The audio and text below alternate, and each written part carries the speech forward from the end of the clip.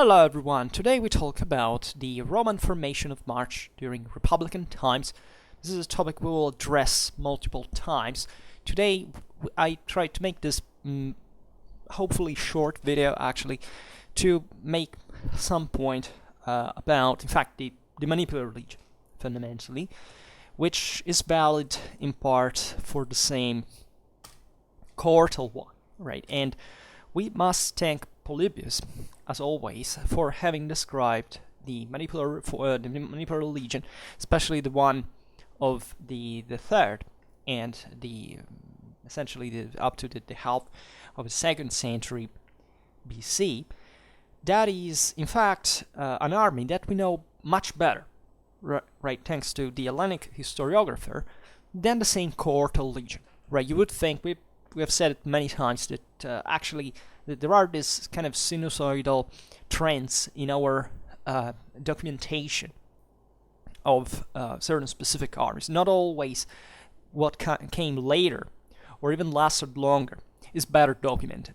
This is true, for example, in a comparison between the Hellenic, the classical Hellenic phalanx over the Macedonian phalanx. We know much better the first than the latter, in spite of the obvious chronological order that makes the latter newer and also acting more widely around, not just spatially but also lasting for a significant time as a military model. The same goes actually for the Manipulator Legion and the Cohortal Legion.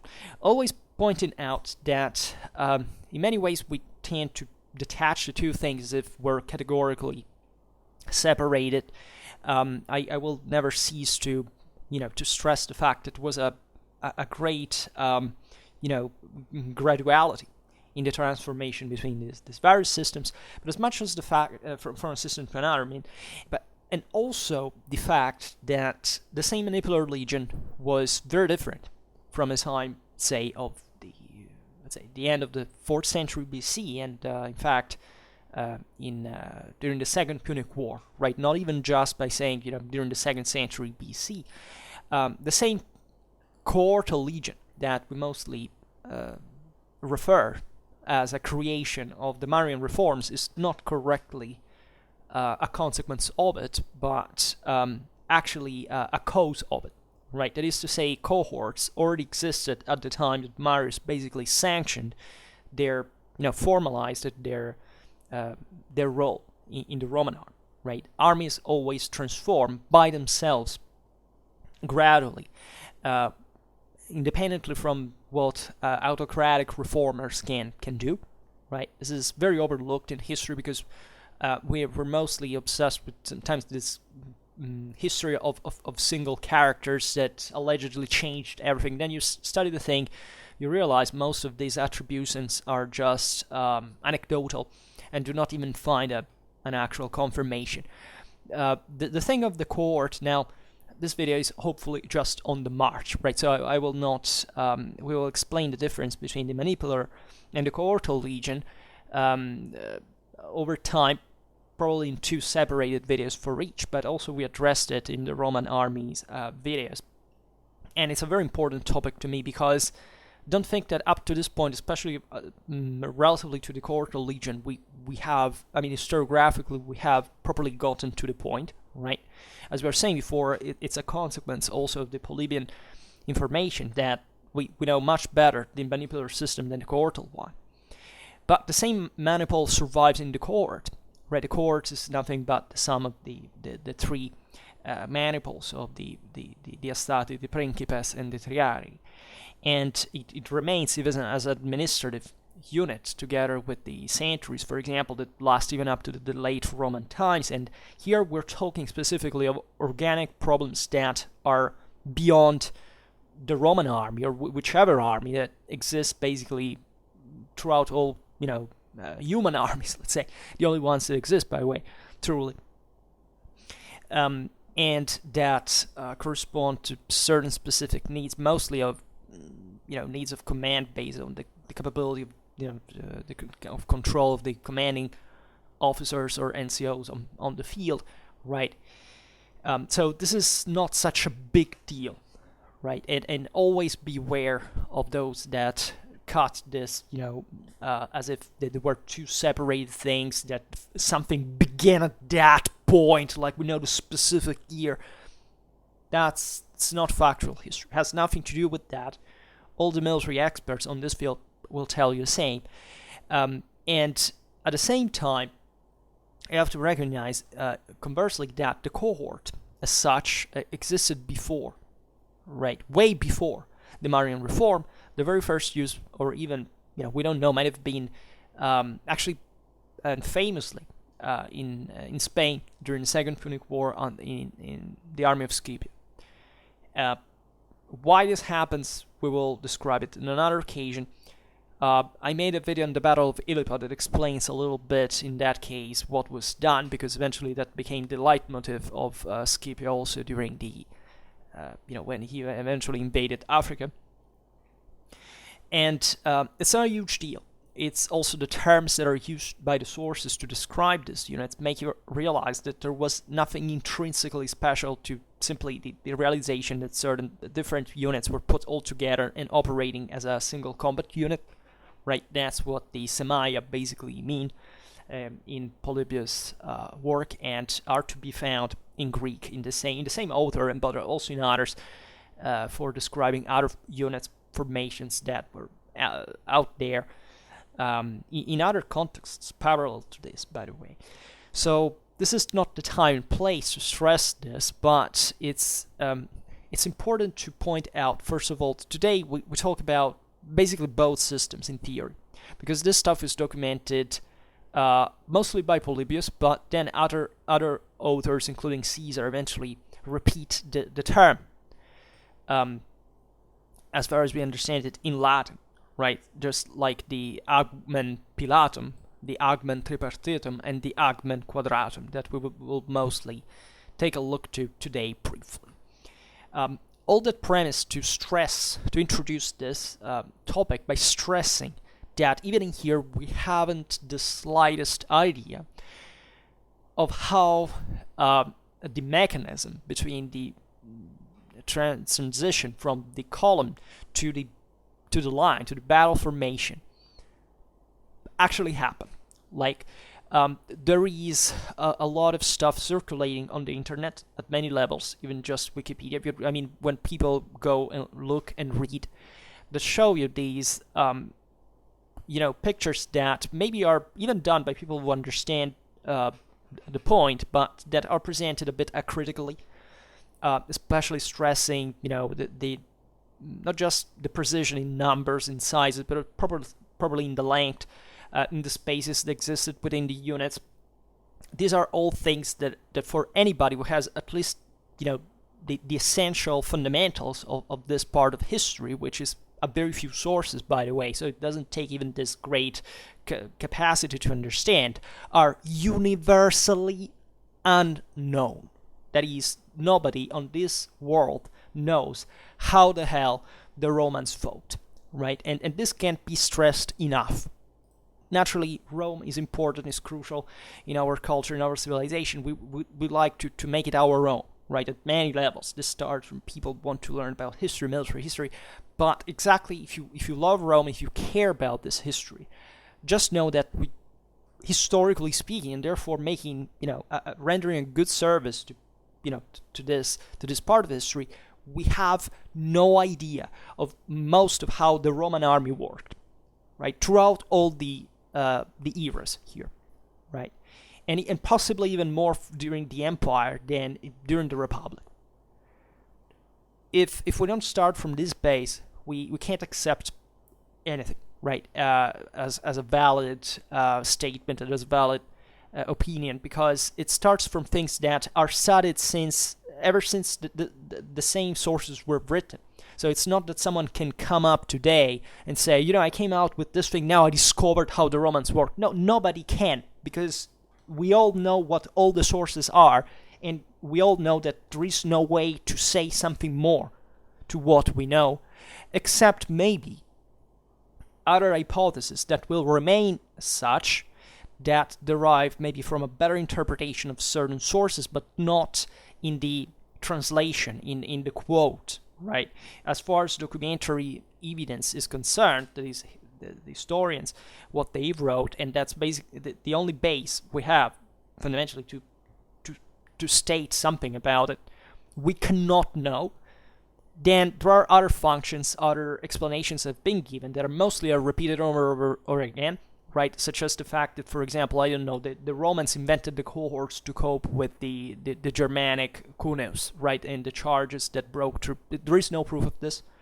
The fact that Marius defeated the Teutons with those with the cohortal legion is no proof of that, right? People sometimes can't even understand that if you put two things in relation, that is not a proof that these things are related, or that there is this relation cause effect that must be proven. This is fundamentally what the military historical business, just as this normal historical business, is about, right? The coincidence of two factors together do not prove, without any further elements that prove the connection, do not constitute a proof, right? So the point is that at this point in history, we have no clear idea objectively why the Romans transitioned to the cohortal system. We have a general idea in terms of the functionality of the formation, what, of course, these greater units might have seen, but as far as we search the proof of it and how they operated on the field, just how they were deployed, we don't know. We don't know. We have no idea. And the most important thing here is that every person that you meet that tells you that he or she knows, well, they are wrong by definition, and you can't be sure that they have nothing to say, because there is no point to make about it. If not the point that enforcing a hypothesis as, the factual narrative of history is not history, right? So we should mostly work to debunk what is being repeated, echoed as this hearsay, because an author hypothesized that without even proving the point, without even sometimes even disclosure in books, not even quoting the sources from which the statements are done, and that after all, this is dramatically simpler than in many other historical contexts, because literally about the ancient history, you have 2 or 3 sources that talk about this. So it doesn't even take such a huge expertise to realize what's the dimension of the problem, right? It's not that if you try to make it a more detailed thing, to be more precise, to make all hypotheses, try to make it fit together so that you build a narrative out of no ground, of no stable ground, you sound more competent or capable, and that this thing is so complex that takes a genius to understand, and that is you. No. It just means that you're speculating about things that are notoriously unknown and that cannot be known, and that entire could say tens and tens of generations of people with a much greater intelligence than whoever you are studied and didn't come to a conclusion, because objectively there's no way, right? So it's all hypothesis, and this is in fact what we will try to do today, in the sense that there is a functionality, there is an analogy. Let's say an hypothesis by analogy can be done, knowing how armies generally operated in other contexts, right? But realizing that until you don't have the proof, you can't state this factual truth, right? And I was finishing to say, telling the truth, that this is just ancient history. So people mostly care about this because it's Rome, because it's the big thing that everybody likes through movies and video games. Then try to go in the Middle Ages and see how overwhelmingly better documented it is, and how nobody gives a damn about it, and even thinks that the Middle Ages were a darker time than the ancient world. And or modern or contemporary military history, where literally you have to study enormously complicated things that we haven't even had the time to sort out effectively. So the Roman army in March. We mostly start from Polybius, right? This is the most sound information we have for most of the Republican times. So there is a point that I should make here by let's read Polybius for a while. So from obviously the history is 640, where he provides this detailed description of the order of march of an habitual consular army, right?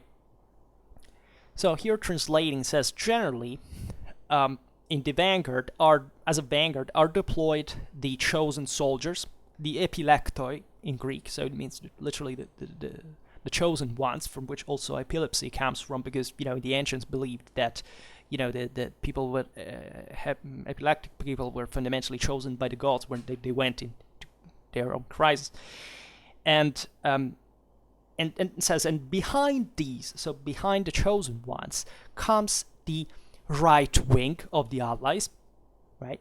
Then follow the pack animals of the aforementioned troops.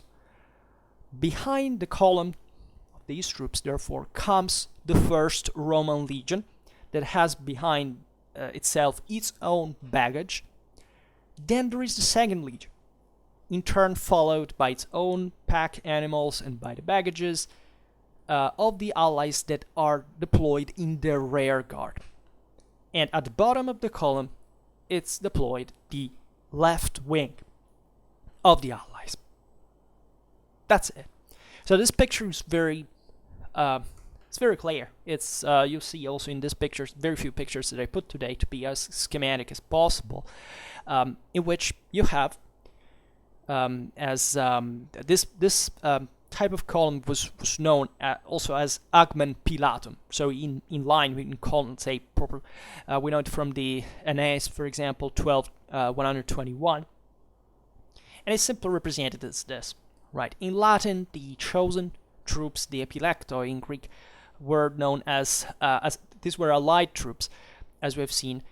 By analogy, the Romans often employed these troops as expendables, right? But it could have been also Roman ones. And the first thing we could state in here is that we're not even properly sure of what Polybius says, right? You see how you should handle an ancient source. Here's literally the only one that states this order of march. So the point is, what do? Do you believe every source you read? And you have only one for a period is very long, right? Polybius was writing from the 2nd century BC, mostly about the time of the 3rd, and its own times up to that point, as this was still namely the Manipulator Legion, and also de facto at some levels. It's just during the 2nd century BC, we don't know exactly how the thing progressed because it's not documented enough. At least Polybius speaks for it, but it's also a broader time, right, which he doesn't necessarily perceive all the broader changes. As you know, the Manipulator Legion was made fundamentally during the 4th century BC. By the time of, let's say, by 311, if I'm not wrong, BC, we can't readingly we can say this is properly Manipulator Legion. You can think at the thresholds of the Pyrrhic Wars having come to completion, but still this was also, let's consider an unprofessional militia, right, and a material militia still. The Second Punic Wars triggers professionalism that had actually happened also in previous times, because here it's complicated to even assess, but we know that in fact the Manipulator Legion came at least to full maturity during the Second Punic War, but naturally the professionalism of it had increased because Rome had simply started to systematically having legions around, right, and not just sending these guys for seasonal warfare out. So in many ways it had become from a lot before. This is sometimes not said, and you see how even I have difficulty to outline the exact dimensioning here, because it's difficult to step here and there to properly say, okay, this is where we can firmly stand. We're not 100% clear. So this might have been an habitual order of march. Yes. Was it standard? That is to say that every single Roman army now marched like this, right? Certain armies were just even larger, for example. So we don't know how the whole troops were mixed in a way. Also, what's the role of the allies at some point, specifically in relation to the one of the Roman citizens? Because this is not clear either. we know that by the time of the Second Punic War, these troops were basically identical on the field, and their political, the political reason why they were on the field were different naturally, but this was a single arm, right? And the command was pretty much unified. So these combinations of all these troops on the march could vary, and Polybius' speech could be anecdotal. Polybius is an excellent source. It seems to read a person that was born, in these times. It's of an extraordinary modernity, but never exchange him for, not even for a military expert. Many people presumed that he was, because he was commander of cavalry for the Aetolian League, he was an advisor for Ptolemaic Egypt. Yes, but in terms of his actual competence about the actual combat, even of certain situations, even for example in the battles that he describes, famously think about Bitna and the chapter that writes afterwards about the comparison between the Manipulator Legion and the Macedonian phalanx. Well, he may actually have never seen the two things fighting together, but he's quoted as this guy knew everything because he was so competent. So he explains Polybius was very famous in 19th century historiography because he has a very positivistic approach, right? He has, as a Greek, he was a logician, he was rational, and he therefore tried to write things that made sense on paper or on papyrus, if you prefer, but that do not necessarily, out of the literary question of how to explain the thing, could match with the military reality, right, of things that, if anything, had never seen, because of course by the earlier times of the Manipulator Legion he wasn't there.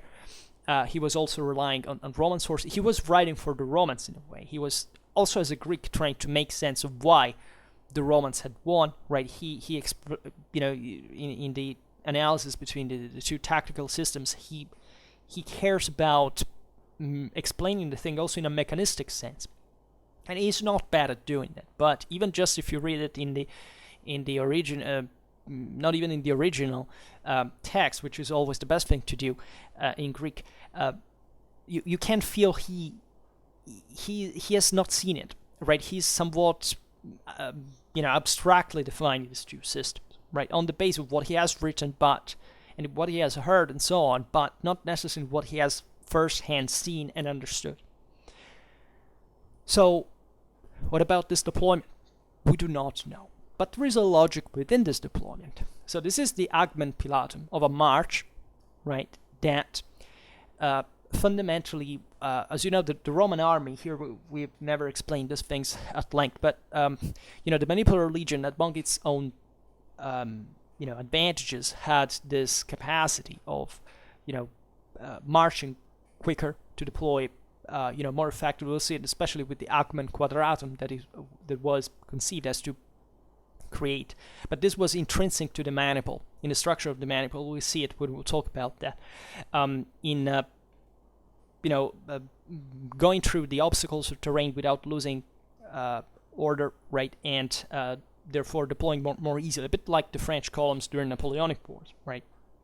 This was fundamental because it gave the Romans more time to deploy. Naturally, this required, the reasons why the Romans start doing it is that they increase their discipline, their professionalism, and therefore they're capable of achieving it. So the reason a logic in this column here, aside from the maniple, that this could be valid also for let's say a cohortal, technically, there were still the allies, there were still, the system, but that becomes to be blurred in a way. So you have this vanguard of chosen allies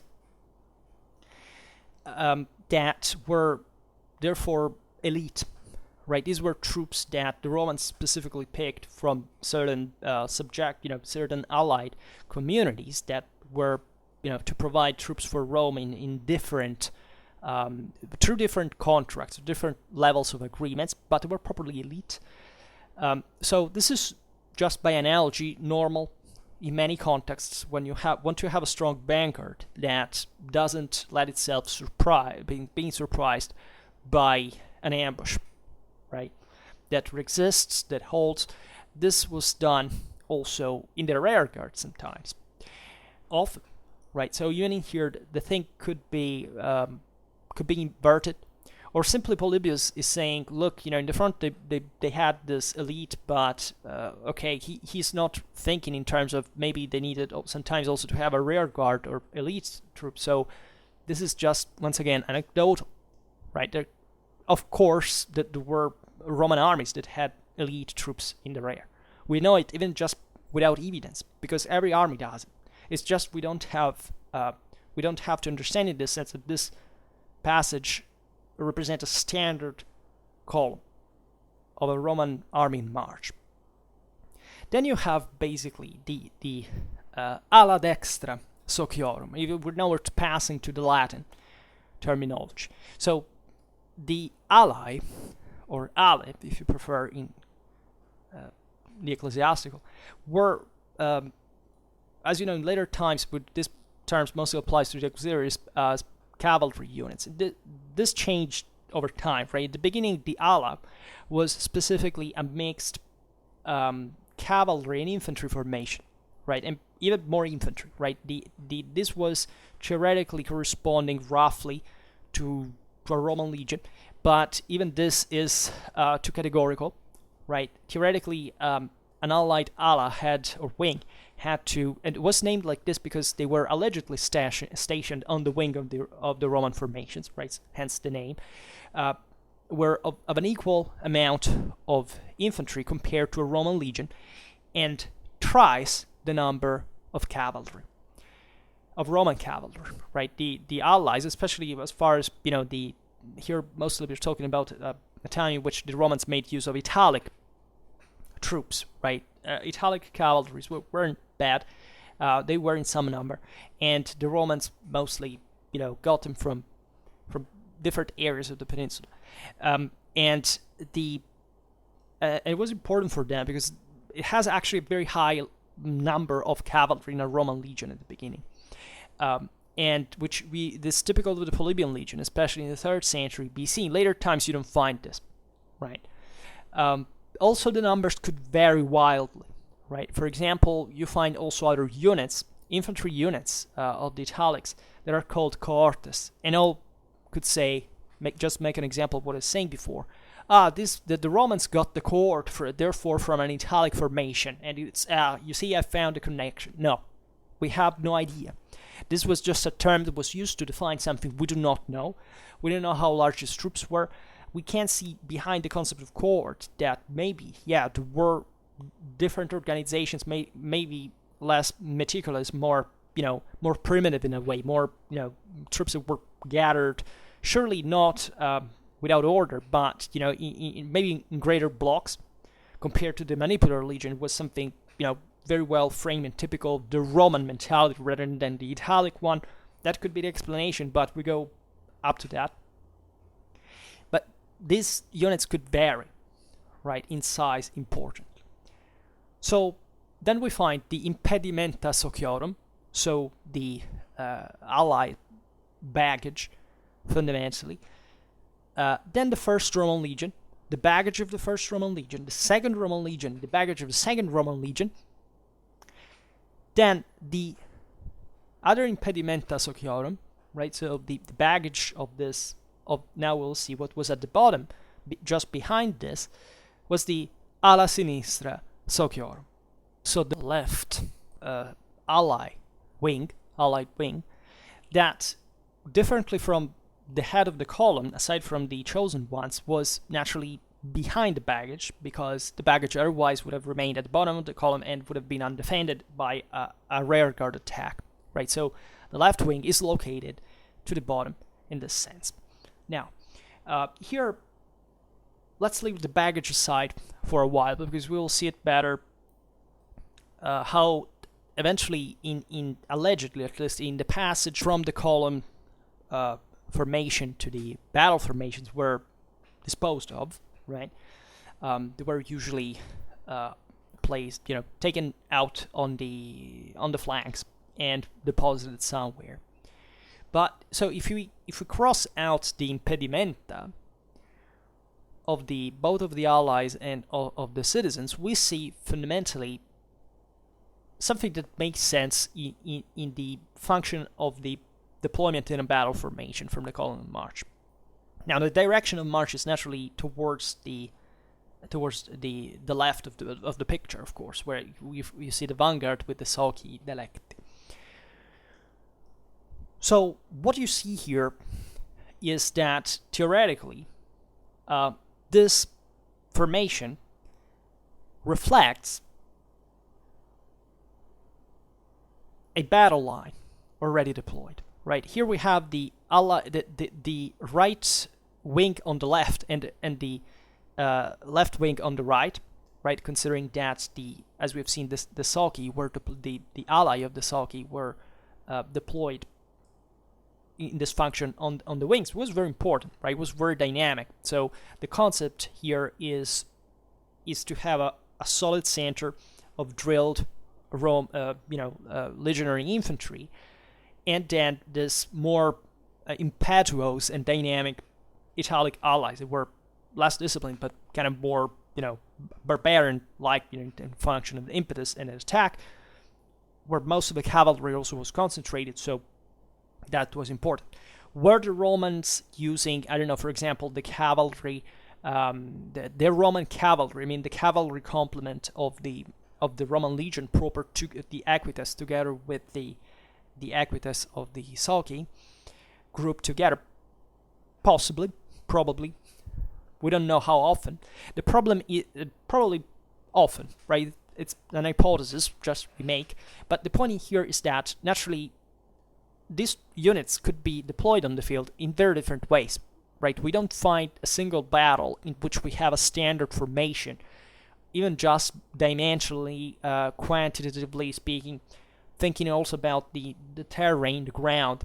These things could be combined in different ways, but ideally, right? And this is why here you find the Hellenic pinch of Polybian mindset that had to make the good, clean, logical, rational staff.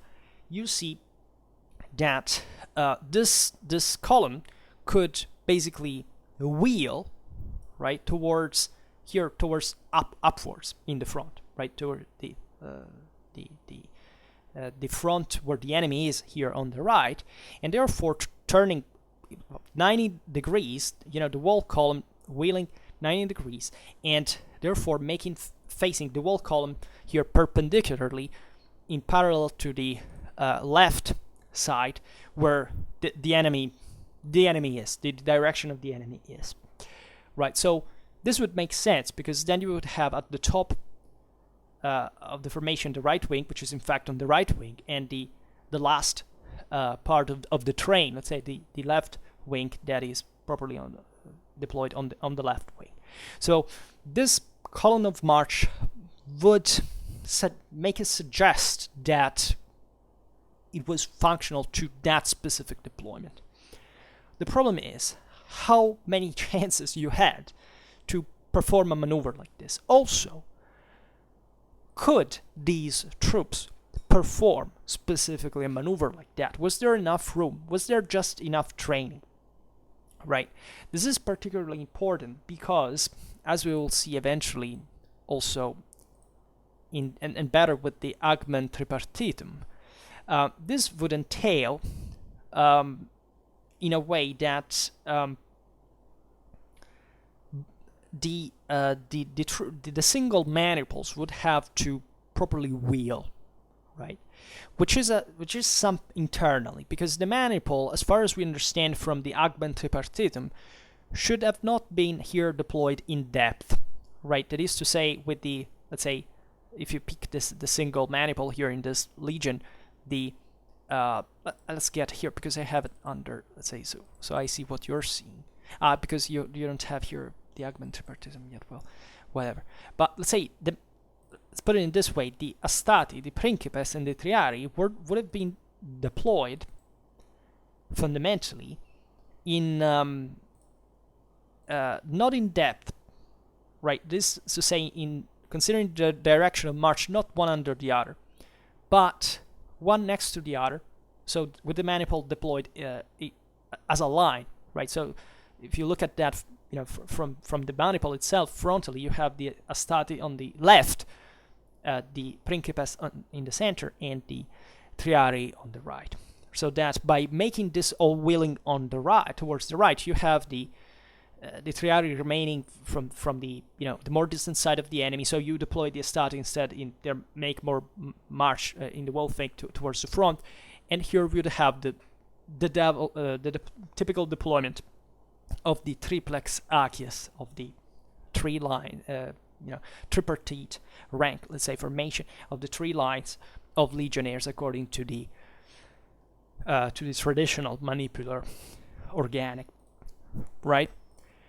The point is that up to the Second Punic War, we do not have a clear evidence of the legionary militia being able to perform intentionally a flank attack, right? The idea that on the field, right, a unit of, I don't know, say where the Astati were fighting the one unit of one, century, let's say, one maniple of the Principes would wheel right and would turn right on the right flank, march, and I don't know, attack, wheeling, eventually attacking the enemy on the enemy left flank by bypassing the Astati on the right. This is not to be seen. The Roman legions at this time were probably not this perfectly orderly, absolutely drilled, homogeneous, identical armies we imagine, right? There was still, especially by the 3rd century, but also beyond, this kind of very individualistic temper of the Roman legionnaire that actually was maintained for good in the Roman military tradition that dated back to the to warrior mentality of the past, and we do not have evidence of these wheeling maneuvers. We don't have it up to the Second Punic War, when we have properly a hell of a war that unhinges all the political and social realities of Rome in many ways, that makes these guys fighting for decades fundamentally, and therefore becoming properly veterans, professionals, because they had literally spent a lifetime doing this. And therefore that's when Scipio can start performing the famous pincer movement by detaching specifically the various lines of the Astati, Principes, and so on to go either left or right and attack the enemy on the flank. Before that, you don't find it. You don't find that. So this is basically a minor problem, because you'd say, well, but is this a big deal? Well, it is, because this formation had to naturally work in ways that would maintain the same order, right? If the column was properly meant to be in function of redeployment for a battle formation. It may be that in Polybius times the Roman troops objectively had already reached a level of professionalism that is the same one that Marius eventually just sanctions at the end of the 2nd century, and that therefore they were already capable of doing something like that. But even if it was so, we have no idea whether this was the actual order of march, if there was even the chance of deploying freely like that. And it seems more likely, at least, that the troops would arrive on the field in different ways, sometimes already in the Agmen Tripartitum, the checkerboard formation. Sometimes we don't know even this. We really don't know. We really don't. This is not a matter of, there are, I know also people have made all the various calculations in time and space to sort out the most logical function. We don't know. We don't know. We don't know, right? But it's an hypothesis, and definitely in Polybius' mind, we can't see here that the function of this was that one. It could be that in previous times it was not the case, right? And that naturally the deployment for a battle just didn't happen all the time by passing from column to line. Sometimes, most of the times also, the legions would be formed in a safe place, just like other armies, by the way. This was true also for the Macedonian flanks, as far as we understand, with a line and then proceeding frontally against the enemy in front of them, so already deployed on the battle lines and not in column. But this is definitely a very interesting picture that Polybius gives us. So, as we were saying before, also in the dangerous situations or where the Romans feared attacks at the back, the chosen allies, the Socii Delecti, could be deployed in the rear guard, right, where the rest of the array in column might have been maintained. This is important because naturally there is always a way troops march in function not just about the redeployment but properly already deployed as a combat formation. So it's difficult to tell what was the case every time. Both the legions and the allies' wings were believed to essentially exchange in alternating the days, the positions in the column, which was done allegedly to satisfy all of them in the same measure for what the fresh water and food were concerned, right? Because also the time of the march here could take a while. There were troops that arrived before in the camp than the others, so this was done to keep the balance, let's say.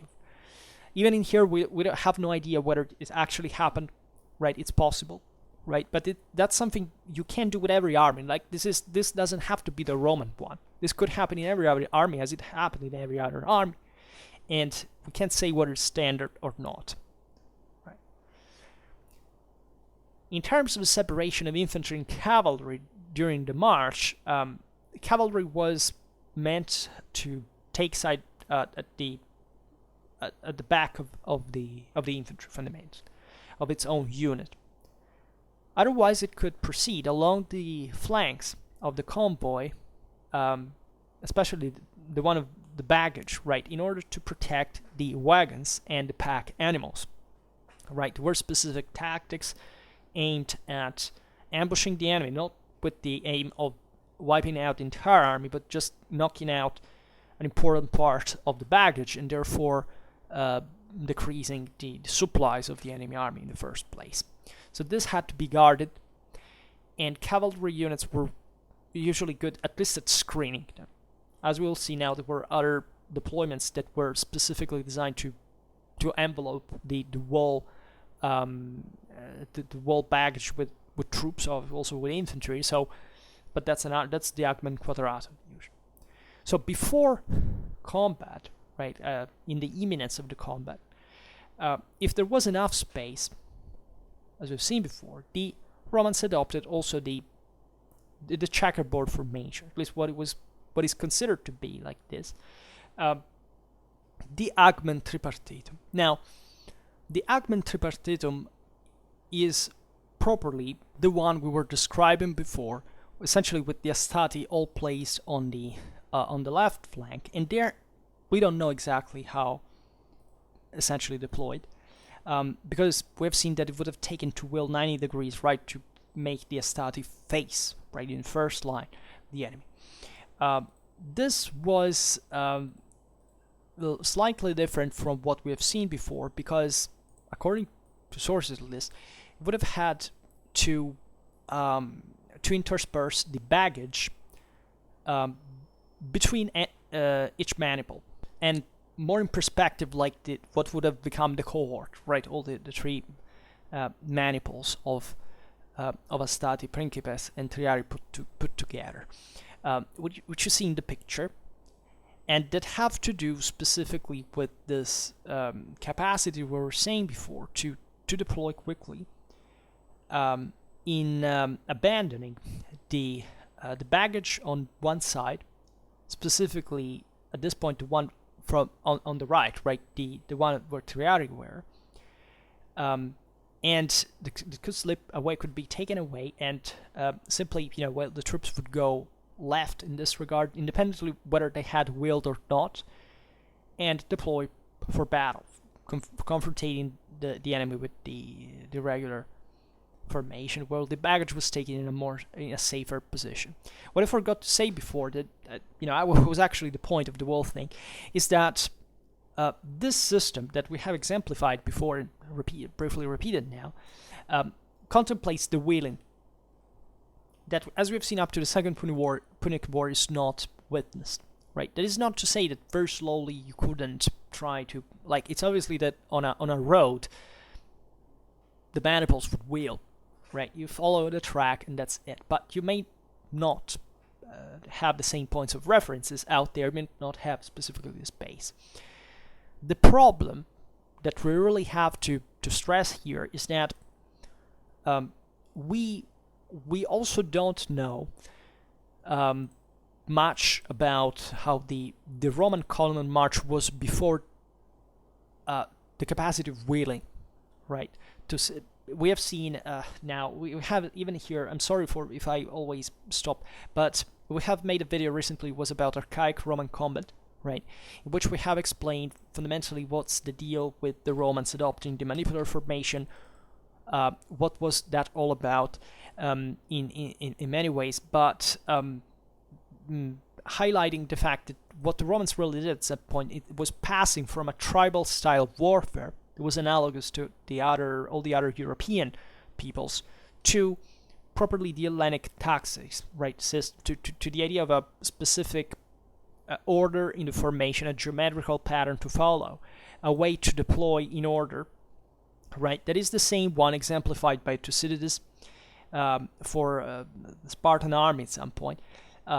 That fundamentally contemplates that the passage from column to line was carried out not with this wheeling, right, but simply sending the first troops of the column to properly form one after another. Of course, there were different lines, but when they would all align gradually in the various lines, in the various files specifically of battle in the front. That is to say, if you have here transplanted, let's say in the Roman example, the early Roman legions, the early Roman Manipulator Legions would fundamentally deploy with troops placed specifically with the single maniples, let's say better, deploying on a line with the astati, principes and triarii in a row, right? Then when the other three maniples were came on the fore from the rest of the column in the file, they would deploy next. That it means right, usually, to the outer maniple, right? And that the legion would be formed like this, right? So there wouldn't be need to wheel. And the change with what we have seen before with the Agment Tripartitum is that the maniple, in this sense, didn't have to be deployed from, let's say, with just the astati on with this apparently strange with the astati on the left, the principes on the center, and the triarii on the line, considering the front of the column, but already in depth. That is to say, all the first frontal lines, whatever they marched like, were astati. Then all the principes came, and therefore they deployed eventually by, the first units would deploy frontally. Then the others came later in order to deploy on the right of the former, would go diagonally, march straight but yet diagonally on the right, and lining up, forming the battle line, right?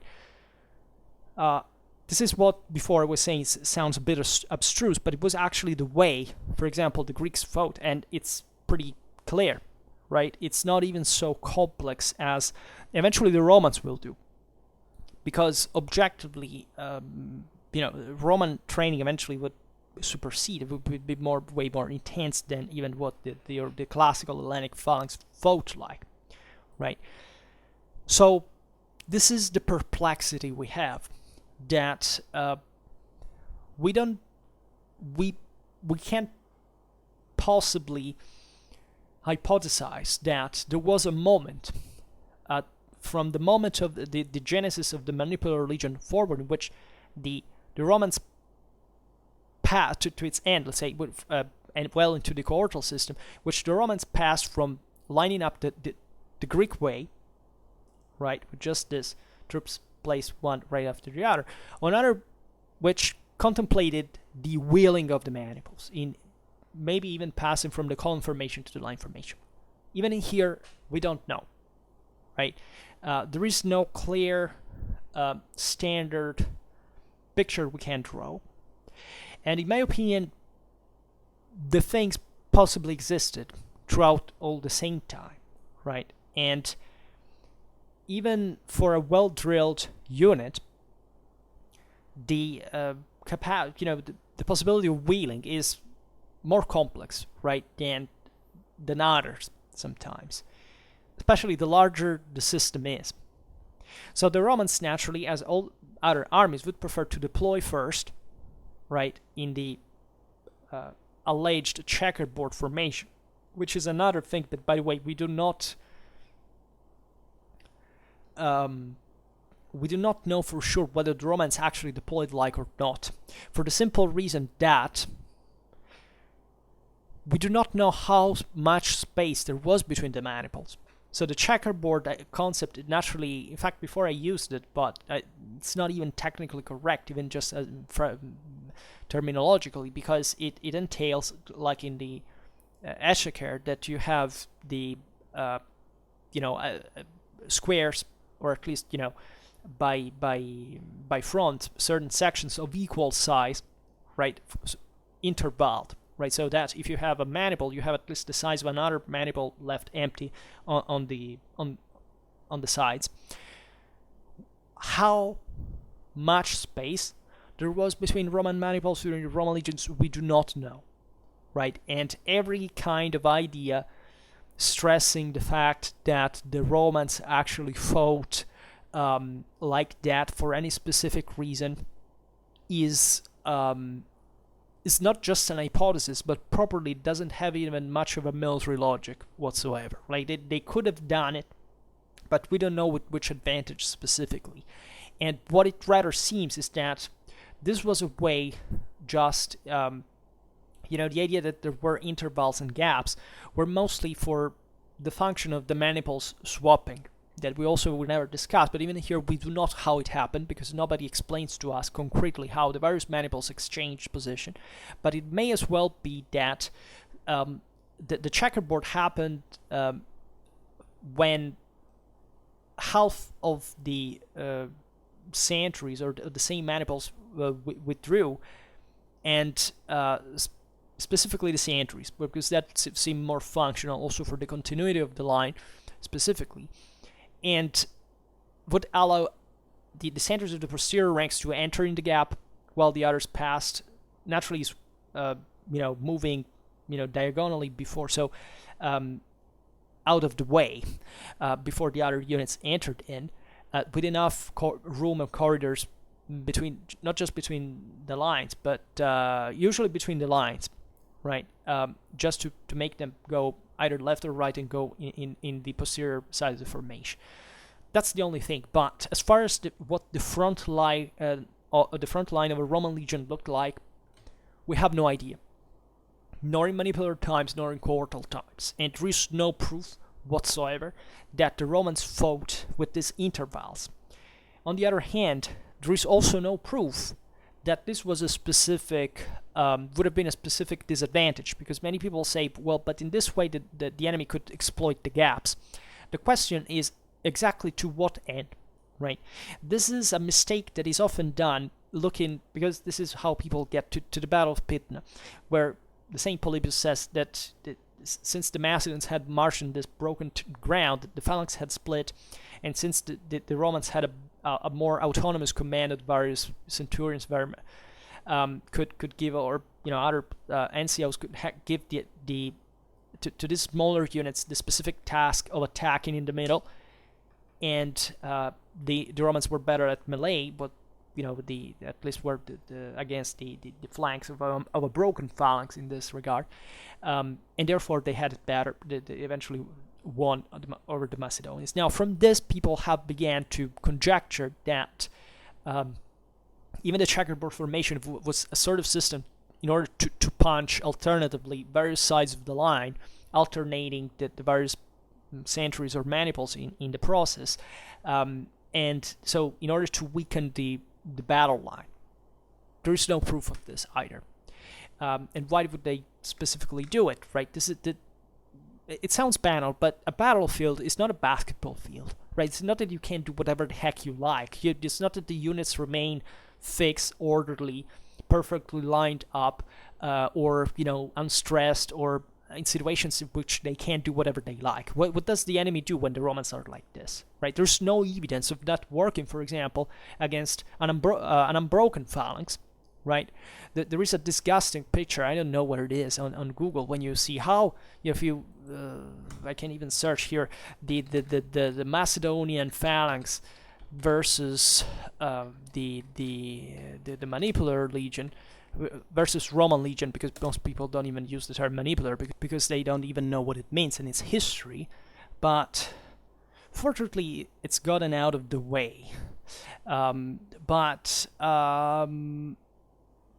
don't know, fortunately, but I don't know, it circulated around, and it's surely here somewhere, where you see this thing that it was all about the fact that the legionnaire could attack in forming gaps in the phalanx almost at an individual level by passing the pikes aside and getting, the close distance with a pikeman. What geniuses, right? Nobody had ever thought it. The Romans discovered it, and they would have won. How do you think ancient armies fought like? Aside from the fact that we don't have evidence of that, because there is no single evidence of a Roman legion breaking a Macedonian phalanx frontally, right? But secondly, if you break the line of formation, that's also just not a positive thing, even if it had been a Roman legion, right? And there were lots of other enemies that could exploit the gaps in that regard, right? In here, there may be a question of command, which is usually stressed, as in other situations, but like Cavalry. But to make the long story short, we have no evidence of sort of how the hell the Romans fought in the front line.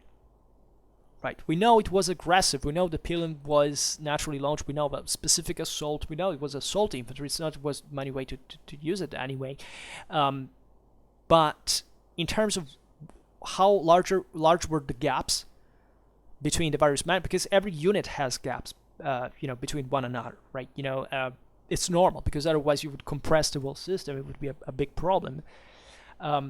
Even the phalanx had, but it's not. That's a weak point where you think, what a genius! I charge in there. To what end? Do you think that you will have it easy to get into that, and that also just these guys are not so well trained in melee as you will because you will have to break your own formation yourself at that point, right? So it's actually a ridiculous point. You would get even surrounded. It wouldn't be of any use. And battles, for everybody who has studied them in these contexts, were won because of much larger units, movements, and tactics, and mostly by exceptions or random stuff that happened, and huge messes that had mostly nothing to do with the small unit tactics that these concepts entail, right? So do not squeeze your brain so much to think that this is, we found out how they fought. We know there was a scientific way. I know because my cousin told me, so I know. No, nobody knows it. And especially it's not even important in terms of strictly military logic. And at the same time, another point we have to realize is that the Romans didn't properly create the Manipulator Legion in order to cope with any specific enemy, right? It's not that this other disgusting idea that it's frankly I'm fed up with, because it's probably one of the silliest concepts ever formulated, especially knowing Roman history, that the Romans fundamentally created the military systems as a copy, as a reaction to other people's systems. This is not true. Just Clausiblitzianly is not true.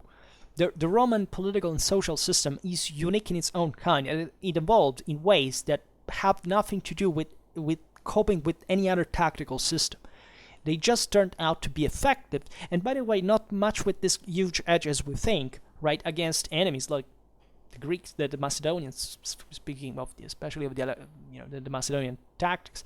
but it's not because they were designed or not even evolved to cope with them, right? The Manipulator Legion is something that the Romans developed to fix the problems of their own system, of their own, let's say, alleged phalanx that they quite never had, especially in the Hellenic sense of the term, and not because they were aggressively thinking of a mechanical system to cope with other enemies.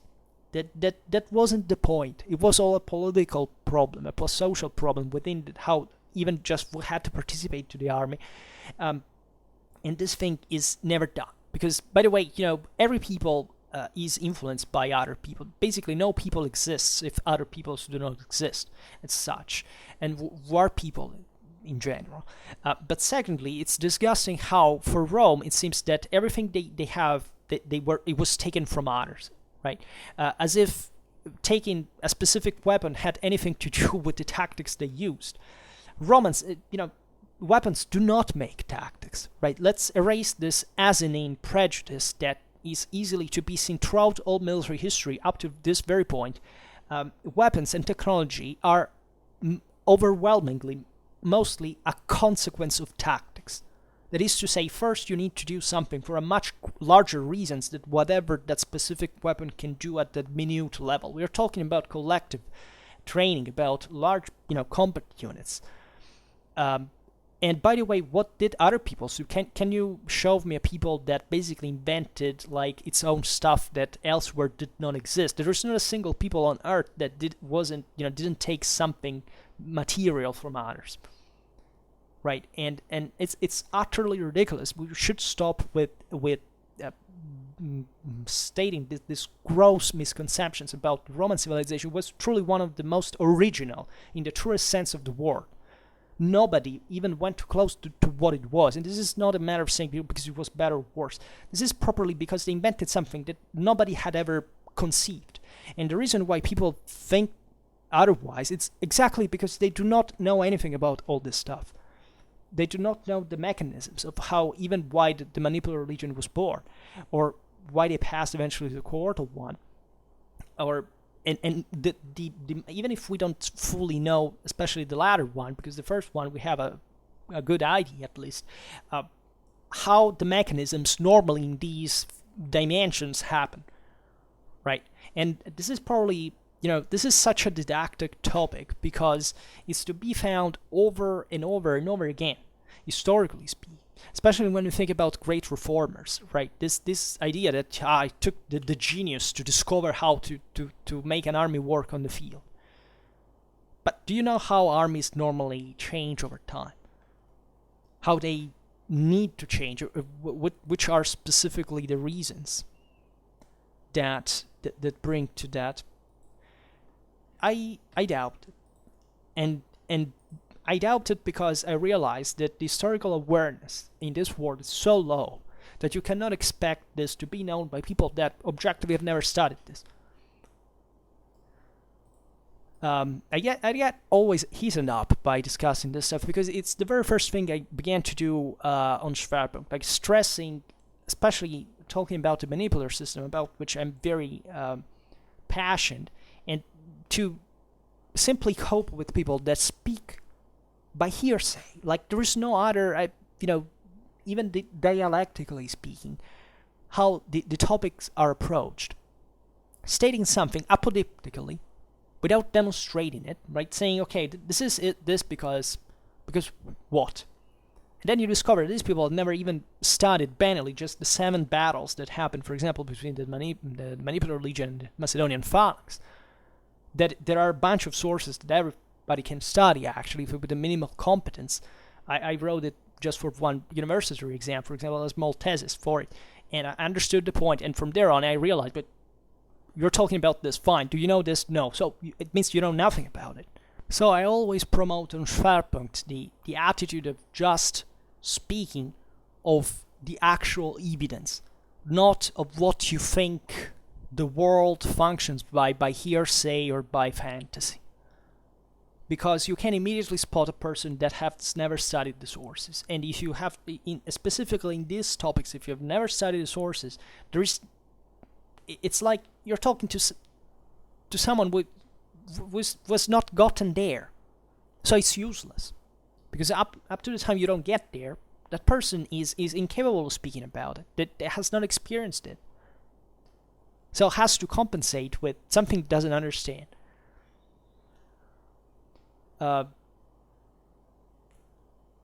So we can get over the Agment Tripartitum fundamentally in this way. Right, and there's not much else to say in the sense that probably we do not have any other information. We have other sources repeating the term, for example, being applied, but we don't have the explanation of it. That's fundamentally it, right? So we don't know how it worked, and probably it worked in a way less, especially for what the passage from column to battle formation was concerned, in a much more banal way than we think. Because guess what? Roman armies are armies, just like other armies. There's not a magic formula that took the genius to sort out. It's all about how much you have trained these guys and how, morally speaking, how fit they are for the task. And behind this, there is Roman politics and society, and there is not what kind of centimeter more, centimeter less you have deployed the troops like. Right? And this is von Clausewitz, by the way. This is not me. Right? I'm just a speaker. This stuff must be understood like mandatory. Right? You wonder why we make von Clausewitz videos, and by the way, why nobody watches them. That's for the same exact reason as before. Everybody comes on this video sometimes, at least, or any other video on YouTube that talks about the Romans, all hyped, just because of scarce display, a prevalence of emotions, which is fine. But then, if you want to get to the point, you have to make your brain work, which takes fatigue. Like, you can't watch YouTube videos and pretending to get it, or better, you should listen to those who try to explain the point and the actual historical problem, and not by simply stating to you alleged facts that are even wrong, right? And it's like a kid that is not able to make its maths, right? It's not that you can't say, well, but maybe, until you don't get to the solution, you don't get it, right? So if you don't even make the effort for the simple things, after all, as I repeated, ancient history is, what's the chance that something more complex will stem from it? I know that it then arrives some kind of individualistic, some kind of egoistic pulsion says, I don't care, I want to believe I know because it makes me feel better. Yes, okay, but when you will confrontate with reality, that will make you feel even worse. So why don't you learn now and then pass to the next level, which is, kind of a better experience. To me, this is why I'm so pedantic, I'm so picky and, and grumpy and annoying by repeating this stuff, because to me, it's the only true advice in favor, advice I can give you in favor I can make you, to wake you up and realize that most of the stuff that we export, like, I use this term, I don't know, on YouTube or other media, etc., is most of the time wrong, right? It doesn't even, or better, it doesn't even explain such things, because, other types are clever. They just picture these images of Roman soldiers that everybody likes, and then it doesn't even address the topic. It doesn't even attempt, because they realize, oh, this is difficult. Wait a second, I don't want to screw up, so I will not say anything. Right, and it goes on. And it goes on with the clickbait, and it goes on with more people positively approaching these topics. But once again, until you make the next step, you will always remain under. So maybe you can get interested and at some point understand it, but that's not mechanically what makes you aware of it. Right? So this other formation we can name here is that Martian formation is used, if not in the imminence of an enemy, usually in an imminence of an enemy attack by military logic, you may think, or times in from an attack from multiple directions in situations of numerical inferiority, and so on, is the so-called Agment Cuadratum, right? That was obtained by disposing the legions in the head and in the in the bottom, with the baggage in the center and the allied wings on the flanks, on the sides, right? Or in the case also of less numerous formations, simply by deploying the maniples in circle around the baggage. So you understand how practical it is, right? This is not a matter of which units do what, right? This is a matter of saying, let's protect the freaking baggage, right? So much that you may have the entire legionnaires even deployed, in a circle, right? And just to defend the baggage. This happens many times. This happens also with other troops. Like, it's not that you have to fight with the Romans that have to protect the baggage at some point and deploy around, right? This is not to discriminate between the Romans and other peoples. It's just that we know they did it. They did it with an army that was more advanced than others, but still the military concept is there. The military logic is normal like that, right? Everybody would do it. This, and it could depend, sometimes you may even say, okay, I don't care about the baggage so much. Right? You can even not think about them. You would, very often during battles, the enemy, even small units, would go raiding your own baggage normally. It's something extremely frequent. So it's not a big deal as long as you wipe out the enemy army, seize its own baggage, but entirely, maybe even just get these guys that have pillaged, raided your own. But okay, so even the Agment Cuadratum was conceived theoretically to sustain combat in every moment, right? So if you're marching with this position, it's likely because you are really freaking out about what can happen from a moment to another, so you take this precaution. So the attention posed in avoiding whichever surprise during the transfers during March was in fact maintained as one of the most important and distinctive characters of a good commander, so much that the Romans defined an army on march without precaution Agmen Incautum, right? So careless formation. But also another thing we didn't say here is, and I think I don't have a picture of the Agment Cuadratum, but fundamentally is take the first picture that we got here from the Agment Pilatum and basically put in a square all the impedimenta in the center, and then have the first legion in the front, the second legion in the rear, and the two allied wings on the flanks, right? As you understand, this is not even properly conceived more specifically for a ready deployment for forming a battle line, right? It seems more like for defending on the spot with the same position in circle, which is never a good situation. But that's the same concept of the square formation, right? That can move, by the way, even probably the squares of the 18th to the 19th century.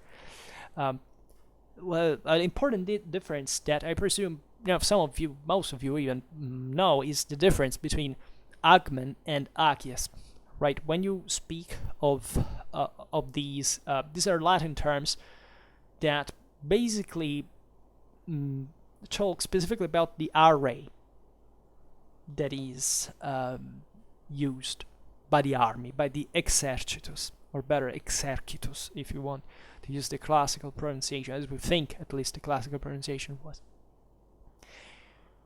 So the exercitus is probably the army as such, right? Agmen is the army on the march, and better, the array on the march, while Aqueus, the one in the battle line, probably in the at least battle formation.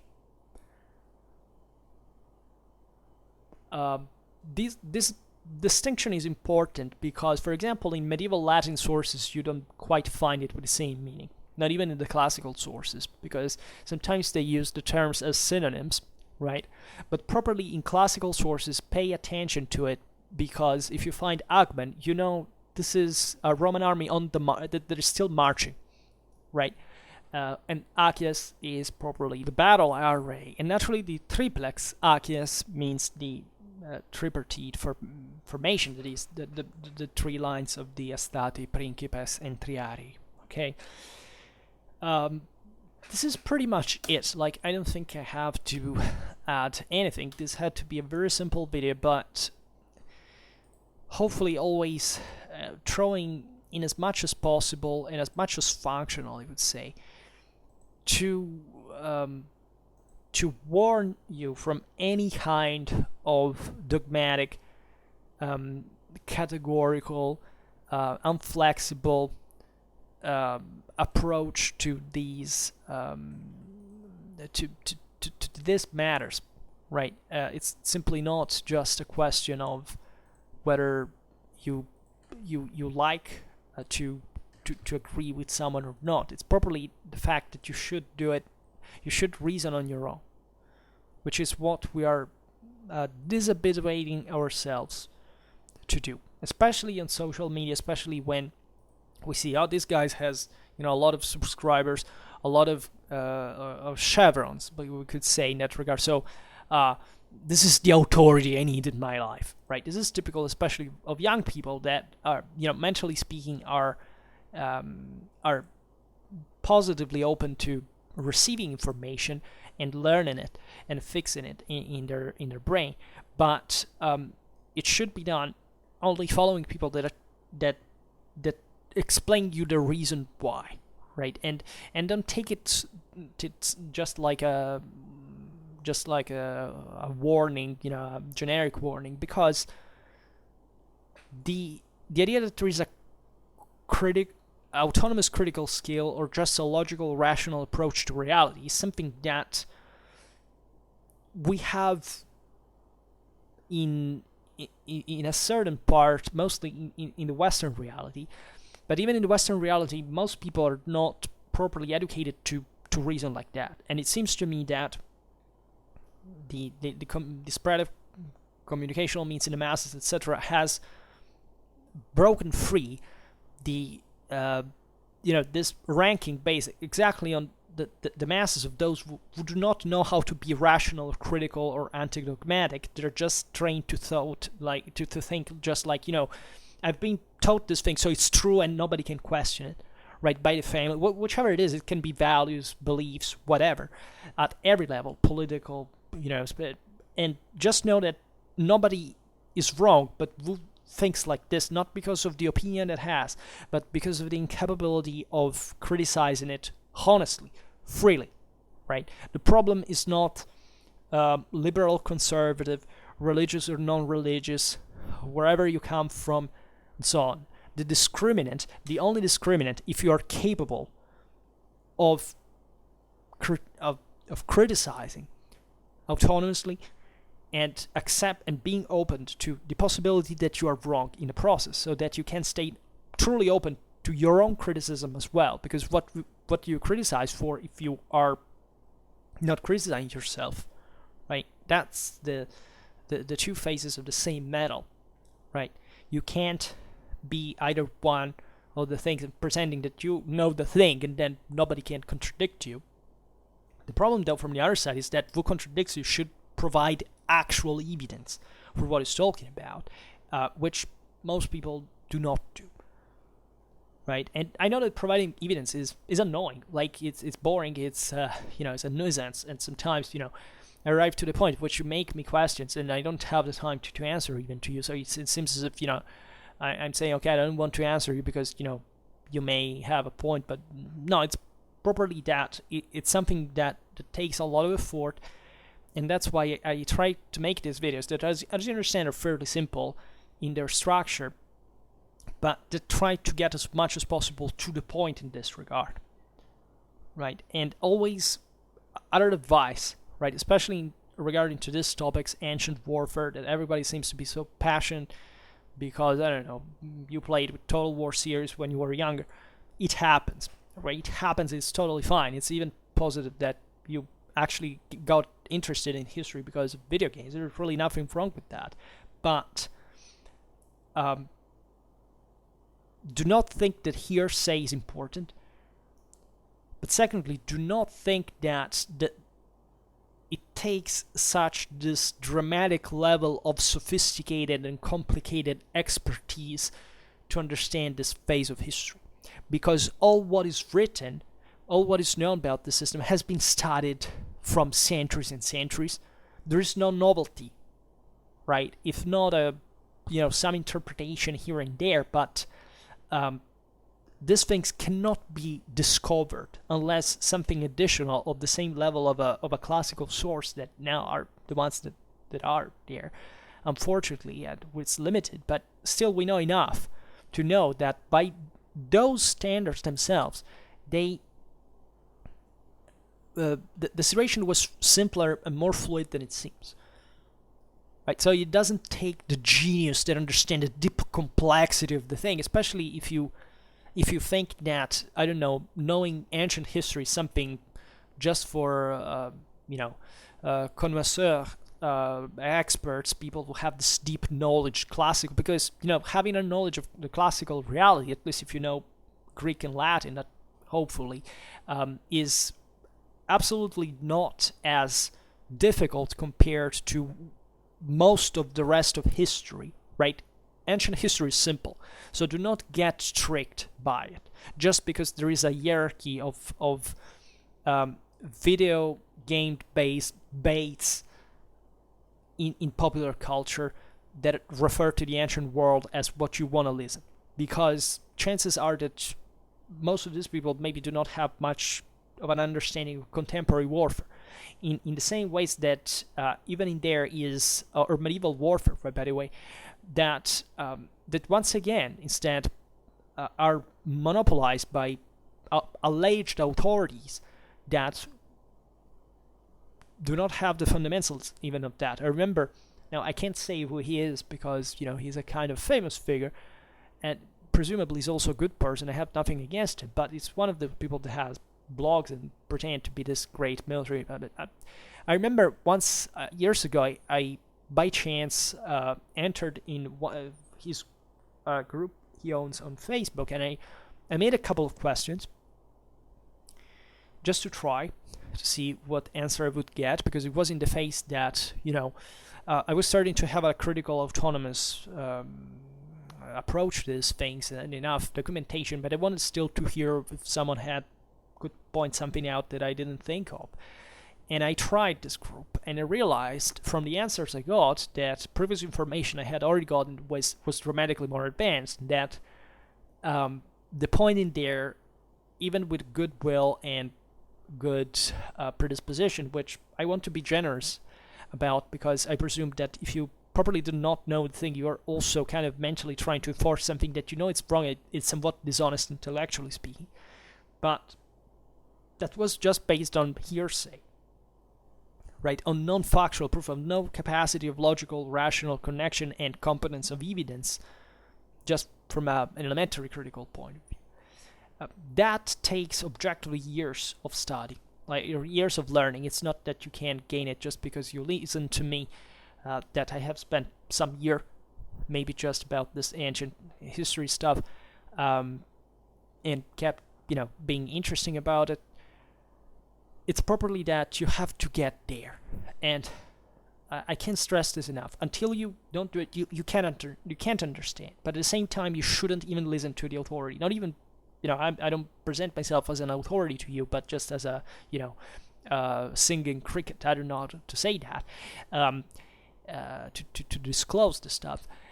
But properly realizing that you have to do that damn effort of putting video games down, starting learning at least the original sources of these sources, and studying all the sources, possibly with a bibliographical reference to know how many there are, right? And not believing to the bibliographical reference either in terms of authority or interpretation.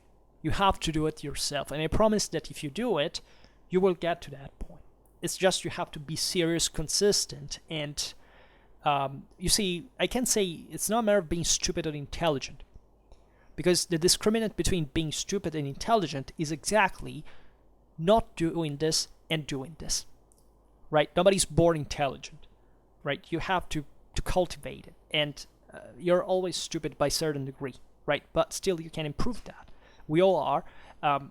So everybody's wrong. Everybody can be wrong. And as soon as you understand that you can be at every moment, then you are an intelligent person. Because you can question being questioned, but you also, from the other side, know on which base this can be done. So that even when you make a criticism and you do not receive an answer, it's not because you have a point and the other is forced to answer you. It's because likely you don't even have a point and the other knows it and doesn't waste time to explain you. Right? This is another thing you have to put in consideration. I do this now because I have time, and it can be I do it for free. Like I don't care, but this is not to be given for granted, right? You can't give for granted that someone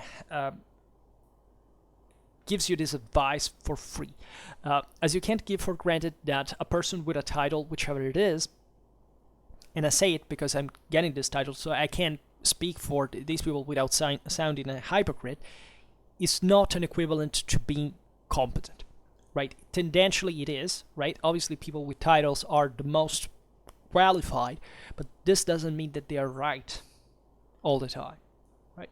And me included, right? Just should prove the point. And the ways people think they can prove it, it's very deficitary sometimes in terms of just knowing how to handle a source, right? Which is increasingly done, like going to the supermarket, picking a quote taken from the internet, maybe also in translation, and pretending that is a historical proof. No, I'm sorry, that's not history. History is beyond having gotten the source just even translated by someone else and decontextualized from anything, so that you can feel about you're allegedly a cultured person. It doesn't work like that. Sorry. And I say this for you to always be critical, but in an intelligent way as well, because also those who always ask questions are usually the ones that never work on their own, right? Who works on his own has less questions to make and more work to make, which is what the whole educational thing should be about, right? It just takes a while before you can be autonomous in that. And I admit that is objectively not easy, right? It's not easy to get there alone. And I hope with this videos that I can help, right? Part of the reason is this, like it is making you realize the knot to the point, why this becomes so complicated, why it's so damn difficult, right? And it's so damn exhausting sometimes. But the greatest effort is to break the prejudices which within you have enveloped yourself before. It's not because the knowledge and the competence is so difficult to get. And that's the perspective that you need to take. And you have to be willing that at the beginning you are wrapped into this stuff. Because we all are, right? And you can't start from zero pretending that you are a pure, since you're an ignorant, you can make you're unbiased. Because unfortunately it turns out that the majority of ignorant people are biased quite heavily, exactly because they ignore what the bias is, right? And we are all like this. In a way or in another, we are all ignorant, and this is beautiful in a way because you can improve that. Alright, this is excruciatingly long and boring, so I will cut it here. So we will talk about this for other times in Roman history, orders of march and whatever. But for now, I hope that you enjoyed this video. If you did, please share it. Otherwise, leave a like or subscribe to my channel if you're interested in my upcoming content. And for now, thank you heartily for listening to me. I wish you a nice time and see you next time. Bye.